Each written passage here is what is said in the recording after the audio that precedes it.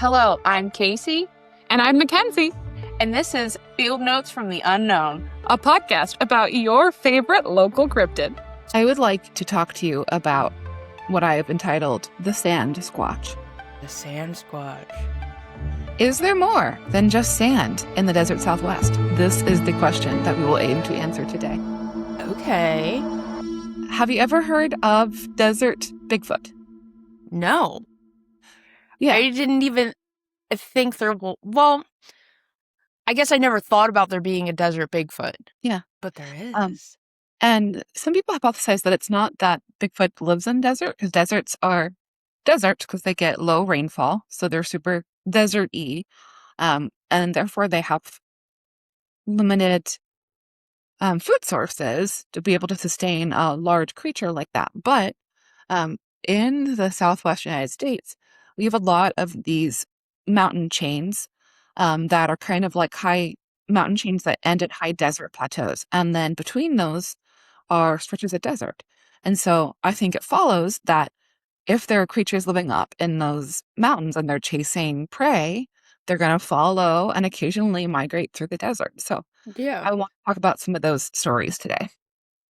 So it's not that he lives in the desert, he's just traveling through? Possibly. But But I feel like all the Bigfoots have adapted to their place. So I really think it's possible to have a Desert Bigfoot. I would not be surprised. At this point, nothing would surprise me. Yeah.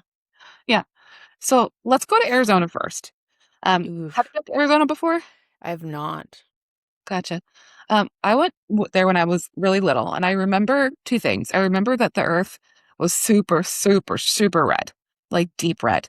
And then I Yeah. remember it had a shit ton of lizards, like so many lizards. Dang. Just Yeah. running around, lizards. Yeah. No, we have friends that live out there, but Cool. You should go visit. I'll come with you and hide in your suitcase to surprise you in the middle of the night in my Sasquatch suit. I would love that. And you'll be like, oh my God, is that Bigfoot? And they'll be like, no, it's just Mackenzie. It's just Mackenzie, guys. Calm down. Yeah. So Arizona has less reports logged in the BFRO from some of our previous regions, but still a healthy amount. They've got 86 logged reports. Okay. Notable locations where there have been reports include the Woods Canyon Lake, as well as the Military Sinkhole Trail.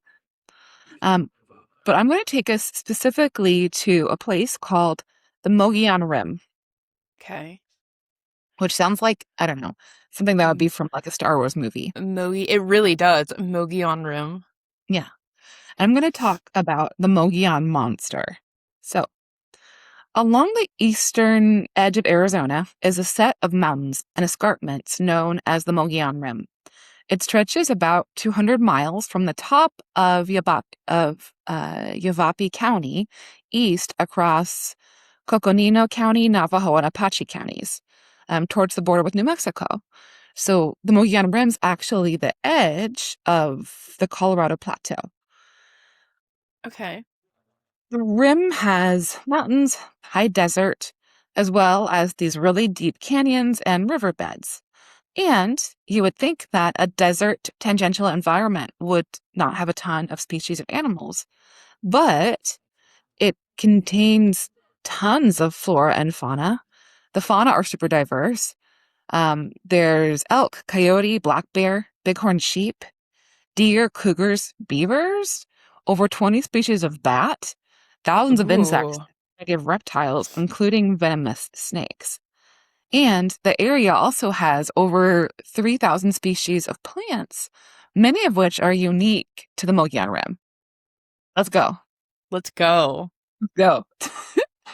So some people believe that not only is the Mogollon Rim full of all these varieties of plants and animals, but also another man-like ape man. So the Mogollon monster is described as between 7 to 10 feet tall, with long black or reddish brown fur, large glowing red eyes, and a pungent body odor. They're all stinky. They're all stinky. I don't blame them either. There's Yeah. a lot of Maybe hair. like 2 or 3 days without without a shower, and I'm gonna be stinky too. Yeah.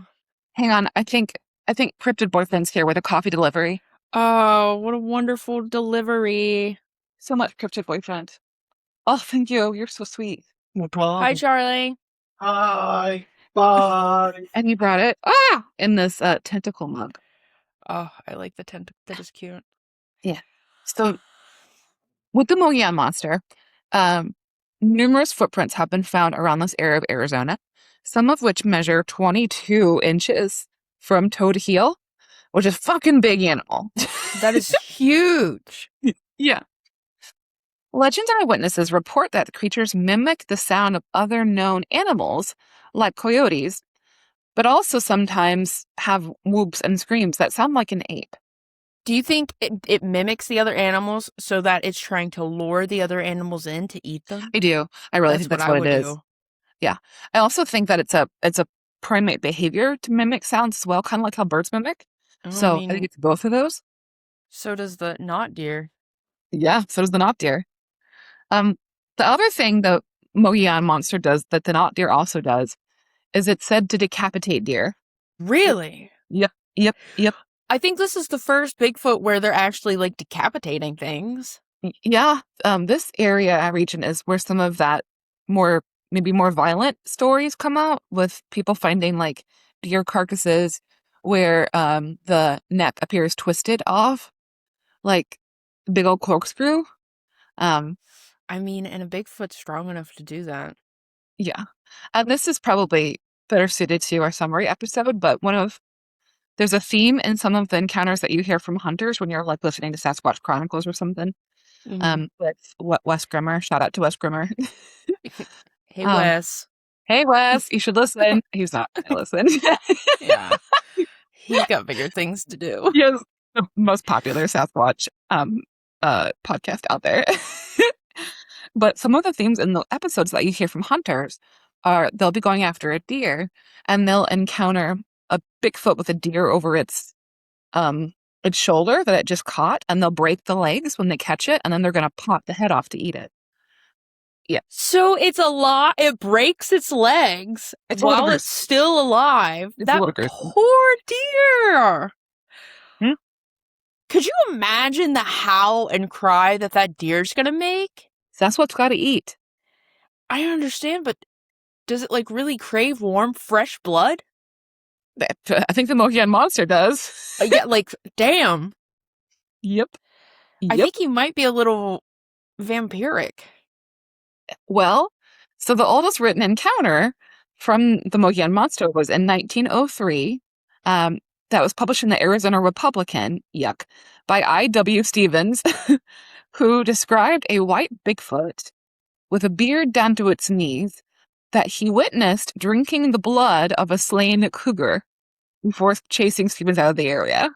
A white Bigfoot. A white Bigfoot. Oh, stained in red blood? That's fucking nightmare fuel.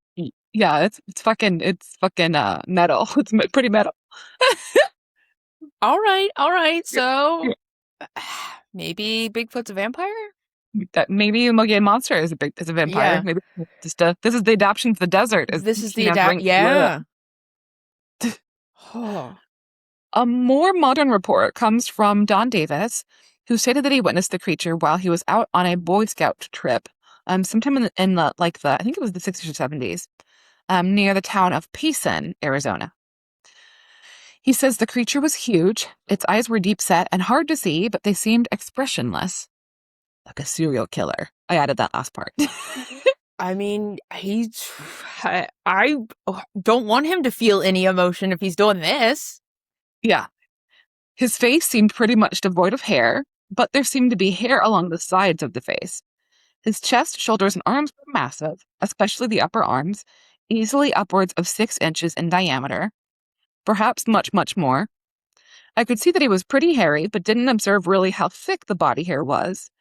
And the face, head were very square sides and squared up chin like a box. And this one was not white. That is insane. Mm-hmm. So we got the blood-sucking Mogollon monster up in Arizona. Let's go to New Mexico. Hold on. Back to this encounter. All right. Did the did the Mogollon monster ever try and attack humans? It's definitely chased humans. The Mogollon monster seems to be, at least for some of these encounters, kind of prone to violent outbursts. But I mean, You don't say. yeah. To be fair, we don't hear stories of people that didn't make it out. So I mean, okay, yeah, how would we tell that? Well, if it's a group of campers and then one Okay. just doesn't make it out. Well, you have to think that if there's an animal that has the strength to, twist a deer head off, do the same. Have you seen the fucking 28 years later? Yeah. That's what I think about. Yeah. Yes, the alpha one. Samson. Yeah, Samson just Yeah. That's what the Mogollon monster does. Shit. I actually never finished that one yet because I was not a huge fan of Samson. Really? Yeah, I don't know. I haven't Was finished it scary yet. or? No, I just didn't like it. Like, I just didn't like the character. And The note that came out with the Bone Temple is like they developed hear- Samson a little bit more. It's kind of cool. Ooh, I hear good things about the Bone Temple. I'm gonna have to rewatch it. Give it a try. The Bone Temple, I hated the humans in it. The humans were horrible. That was really hard to watch. I had to skip a lot of it because I couldn't watch it. Nothing's gonna beat the OG one, the original one, 28 Days Later, Yeah. which is great. That was I really love that good. one. Me too. All right, back to a blood-sucking, neck-twisting Mogollon monster. Mogollon monster. I'd like to take you to New Mexico. Are you ready? I'm ready. So New Mexico also has more sparse Bigfoot reports, at least in the BFRO, 44 reports. But I think part of that is a lot of the hotspots for Sasquatch encounters in the state cluster in areas with Native American people, a lot of whom, well, we'll get into it. But Okay. some of the hotspots are Jemez, Sangre de Cristo, and Chusca mountain ranges, Cloudcroft, New Mexico, and conceptually areas in New Mexico that are called Sky or Cloud Islands. So New Mexico is mostly flat desert, but kind of like Arizona, there are pockets of these plateaus or high mountains. So they kind of pop out of the desert out of nowhere, these like big old mountains. So they're called Sky or Cloud Islands. And they tend to be green year round, get more rainfall, have a lot more prey items to sustain something like a Sasquatch. And it follows that a lot of the reports come out of those areas. Yeah, I could see that. So So did like people avoid these areas like the Native Americans? yeah. So Smart. let's talk about the Sasquatch and the Navajo. Okay. This is kind of a fraught history. So Navajo, living in the Navajo Nation in and around Fruitland and Kirkland, New Mexico, on the banks of the San Juan River, have a legend of a creature called the Yeti Iso. Okay. So I obviously don't speak Navajo, so I'm so sorry if I butchered that. But I believe the compounds of the words are ape and man, but somewhere in there was also God. So they saw and see Bigfoot kind of like a mix of an ape and a man that has like supernatural powers and the ability to like cause bad things to happen. So stories from the Navajo are challenging to get because there's this common belief that speaking about things like the Yeti Iso gives them power. And by speaking about Sasquatch, you'll bring more encounters to yourself. Interesting. So just kind of like if you say the actual not deer's name, Or the flesh you're ambulator, yeah. you can bring it to you. They think about the same thing with the Sasquatch. But we're lucky. There's one researcher who is kind of famous in the Bigfoot landscape. Do you think it'll be the same if I say I want to be haunted by a ghost? I want to be haunted by a ghost. Yeah, I think so. Yeah. I want to be haunted by a ghost. Yeah. Okay. We should get you more antique furniture that has a ghost in it. I'm telling ya. Maybe some more antique mirrors. There's one, it sticks with me. There was one point in my life where I had an antique Ouija board in my person at the antique store. I was going to buy it. And then I got scared. And I regret it so much. I know that Ouija boards were a parlor game so that, kids could touch angles underneath the table and touch fingertips and a time when kissing wasn't allowed. I get that, but I also think that spirits are real and use anything as a portal, and so I don't fuck with Ouija boards. Yeah. Uh-huh. I think about it so much. All right. Anyway, back to the story. One Navajo researcher that has done a lot for the subject is Brenda Harris, who founded a group known as Shadow Seekers. So, finding Bigfoot when they went to New Mexico, were working with Brenda Harris and another member of the Shadow Seekers whose name is Jesus, but they referred to him the whole time as quote unquote a man named Jesus, which just they never said Jesus or Jesus. They just the whole time they said a man named Jesus. That was his full government name. Okay. Hilarious. So Brenda Harris first heard of Bigfoot from a radio broadcast where the speakers said, "Stay away from the San Juan River. There's a monster down there." Years later, she left her home near the San Juan in Upper Fruitland one morning to discover an 18-inch bare footprint in her yard. What followed that was numerous reports from her neighbors of livestock being killed and eaten, strange screams being heard from the waterway at night, and even some people claimed they saw a large, 7 to 9 foot tall, hairy man looking into their windows at night. Yeah. Close the curtains. Make sure the couch isn't along the window. We learned that in yeah. Okay? You won't be grabbing in the middle of the night. We learned our lesson. Couches do not go back against the window and pull those curtains. Yep. Okay? Yep. One night, Brenda was outside with her sister when they began hearing the sound of heavy footfalls coming in their direction. The footsteps grew closer and closer until suddenly a creature appeared over the rise. Harris describes it as being huge with very, very long hair. It was dark brown to black in color, had no neck, and what appeared to be a cone-shaped head.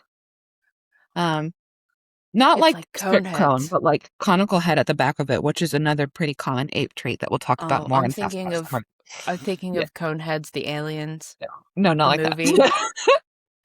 She said it looked like a bodybuilder, but huge and hairy. I mean, After realizing, he could be a bodybuilder. are you getting all hot and bothered by a bodybuilder Bigfoot? I'm thinking of all the Bigfoots getting together at a bodybuilder competition. So in another universe, all the Bigfoots live like humans. Some go to work, and some might be bodybuilders. I just imagine Bigfoot's getting swole off of injectable testosterone stuff that people made in some freaking back alley lab. They're not even going to have to get. They're not even going to. They don't even have to get tan. They're already all dark. Yeah, they can totally get that. Besides, I feel like all the hair would mess with the spray tan. Yeah. Yeah. They would absolutely sweep the competitions. In another universe, there's probably a competition going on right now. Yeah, probably. I would love to see it. That's what I'm going to be wishing into reality is a bodybuilding Bigfoot competition. Ooh, best Bigfoot bodybuilder costume. Oh, I could be sexy Bigfoot and Charlie could be bodybuilding Bigfoot. Ooh, or Charlie could be sexy Bigfoot and I could be bodybuilding Bigfoot. Look, you can't tell me some of these cosplayers have excellent talent in making their costumes. So I know it can be done. You just wait. I'm going to surprise you.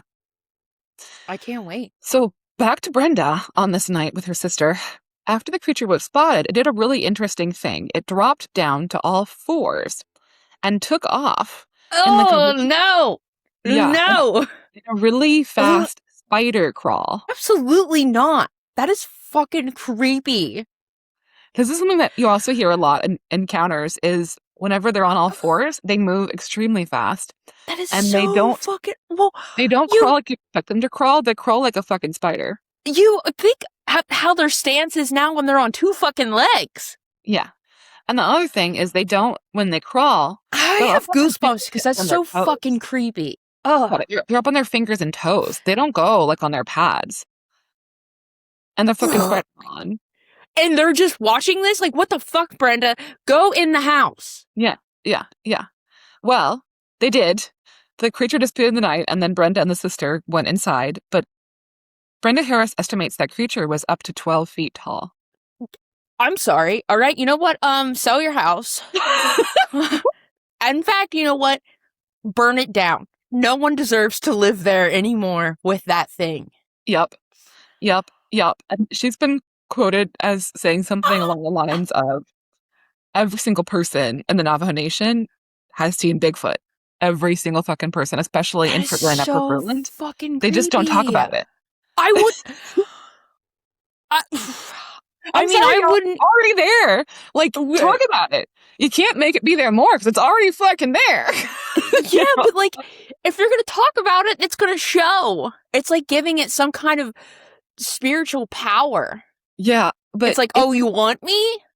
I think this is the crux of the issue with reports out of New Mexico is it comes from these areas, but they don't talk about it to report it. So you don't see the reports pop up and stuff like the FRO. If I saw something crawling on all fours towards me like that, I don't know if I'd want to talk about it either. That's fair. That's totally fair. Why? Because I feel like people might put me in a psych ward. One time, next time we're together, we're going to listen to an episode of Sasquatch Chronicles with the spider crawl because I need you to experience it with me. Okay. We All can right, do that. So stay tuned. So since that night, Harris and the rest of the Shadow Seekers have done tons of eyewitness interviews, including one account of a family who had their rabbits being stolen and eaten. It would eat the whole rabbit, but sometimes leave like pieces. But the rabbits were in like a hutch that required like human hands to open the hutch. I mean, I feel like still very fresh how animals can get into cages. Yes, I believe that their hutch was better reinforced than the hutch that had my poor quails before the raccoon ate my quails. Yes, it is still, it haunts me. Well, you can always get more. I will. Avenge them. Button quails are even smaller. That'd be cute. Yeah, super cute. So, Poor rabbits. I know. And something kind of cool, Shadow Seekers have actually collected blood and hair samples, all of which have been sent to North Carolina State University, where Darby Orcutt is leading a DNA investigation that we'll talk about more in our summary. Didn't we talk about that last one? In the last episode? Yeah. We're going to circle back to it because that's probably the best chance of quote unquote discovery that we've got right now. So over time, Brenda Harris has come to hold the following beliefs about Bigfoot in New Mexico. One, they travel between the river and the mountains that are up to that northwest part of New Mexico. And they enjoy collecting corn and melons during the harvest season. I mean, same. Look at that girl. Lucy! Yeah. They smell terrible, like musk and rotting meat. They are most often seen at night. They are attracted to women, children, and the sounds of laughter. This one's interesting. They are interdimensional beings. Okay. So back to how Yeti Iso there's a paranormal connotation to that name. That's a very novel belief that they are in fact interdimensional. So man, but not man. I mean, I am still very sure that the aliens and Bigfoot are connected. I don't know. I don't know. We know how I feel. Yeah.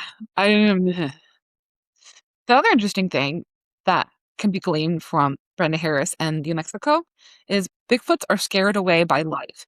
So if you By install light or light, Ah, so if you install big ass lights around like your yard, floodlights, yeah. yeah, then you probably will keep them away. But I mean, if you want to see a Sasquatch, then maybe Obviously, don't put the light up.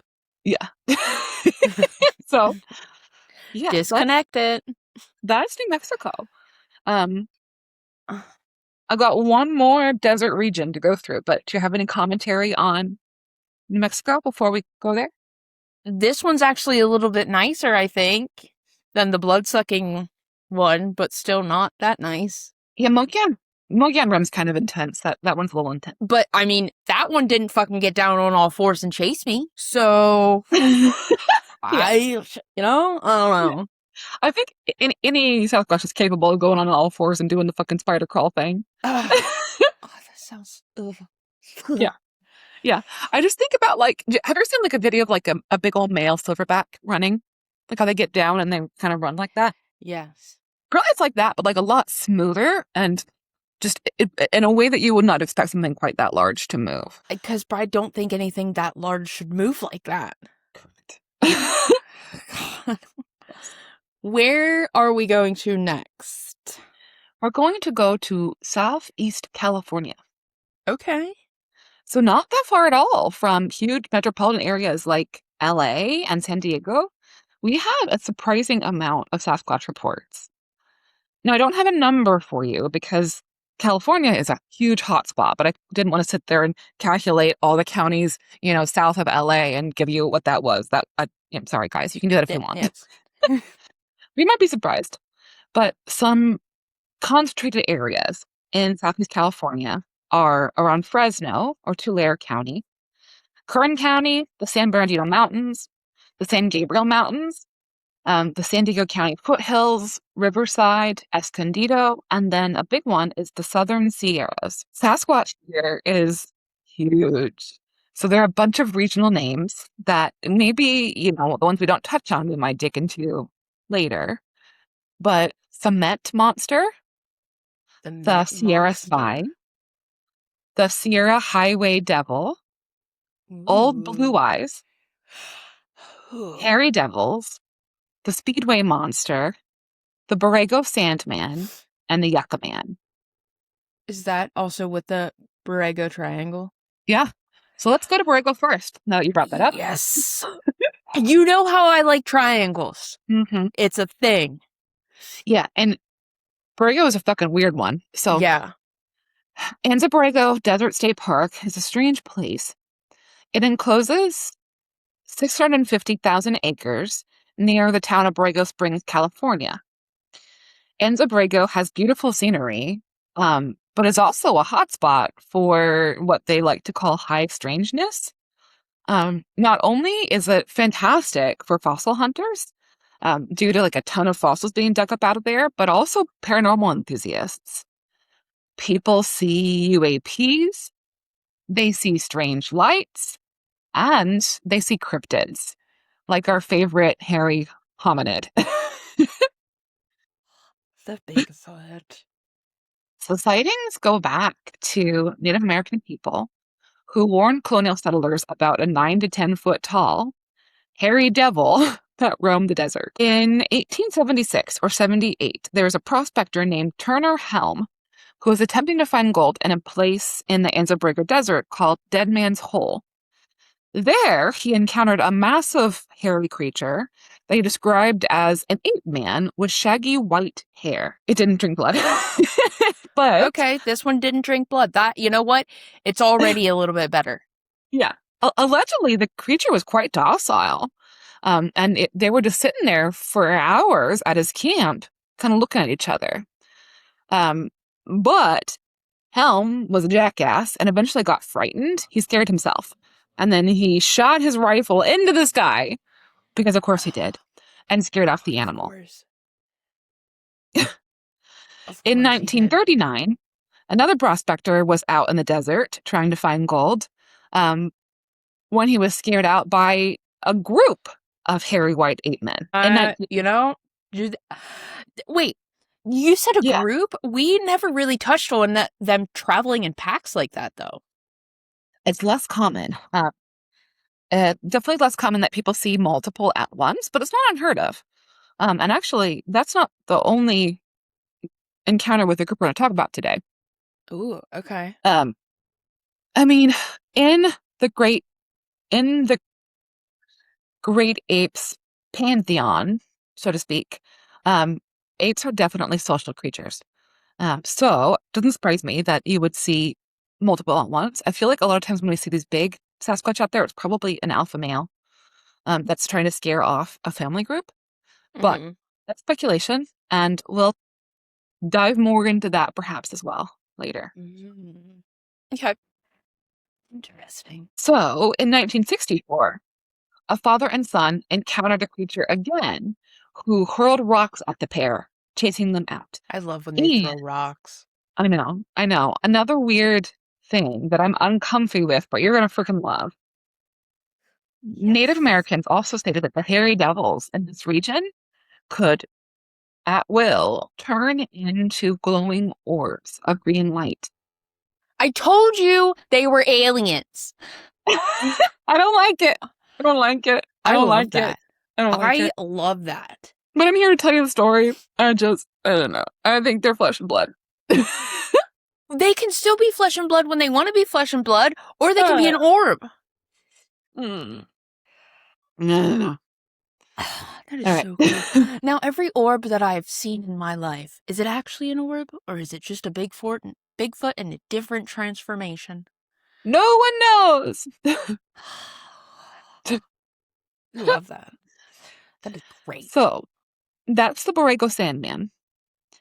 Let's talk about the Yucca Man. The Yucca Man. So for this portion, I relied heavily on a really great YouTube video I found by Cryptids Across the Atlas. Did a great expose on this. So shout out to them. So the Yucca Man is said to be a 7 to 9 foot tall bipedal creature with massive footprints and shaggy sand brown hair. People have reported encounters in Apple Valley, Big Bear, and Joshua Tree of a similar creature. But perhaps the most interesting report was from 1955, where something was spotted on the Fontana Motor Speedway. So this was a speedway for drag racing that was made out in the desert. And it was a huge draw at the time. It's now closed. But in 1955, over 2,000 people witnessed a huge shaggy creature walking on the edge of the speedway. And this happened again and again, dozens of times throughout the 50s and the 60s. But when people would go out to try to meet the creature, it would disappear into the desert. What if it was a ghost? Bigfoot ghost. Yeah, what if it was a Bigfoot ghost? Possible. And it's like, it got killed by one of the drag cars. Now I'm making a story. I like it. And it's a cover-up. It's a big cover-up. And that's why the Fontana Motor Speedway. It's a huge cover-up. Huge because the Bigfoot was huge. And somewhere out there, you can find the buried remains of that Sasquatch. Let's go. Yeah. Let's fucking go. Let's go. Let's dig up the desert. All of it. We're going to excavate the whole thing. Yeah. Yeah. I'm actually now going to start an excavation company. That's great. I love that. A good Switch career paths. Yeah. Do it. Switch your degree to excavation. Yeah, to excavation. I'm getting a master's of excavation. Thank you very much. Digging myself into a deeper and deeper hole every day. I think I might just be able to switch my degree to like archaeology. Mm-hmm. And then also, just dig everything up. That'd be fun. So another interesting encounter from the Yucca Man was at 29 Palms military post.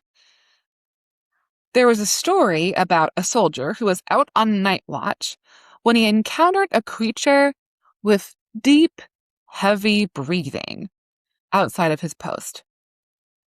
He went to investigate, and was bluff charged by what he described as a massive, hairy creature. He passed out from fear. Well, that'll do it. Yeah. And then he was discovered by his fellow Marines the next morning.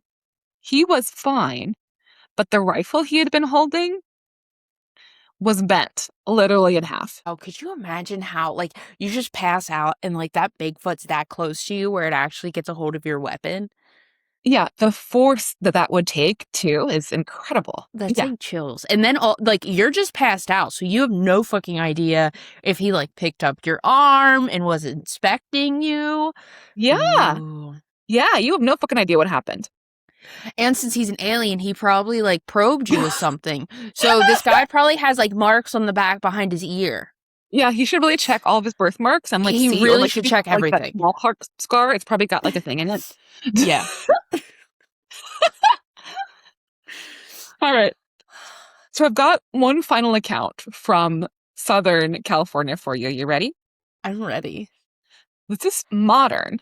So, on March 17th of 2017, Claudia Ackley and her daughter, residents of Crestline, California, were hiking near Blue Jay in the San Bernardino Mountains when they spotted something odd about 30 feet up in a tree. What they described was a cross between an ape and a Neanderthal.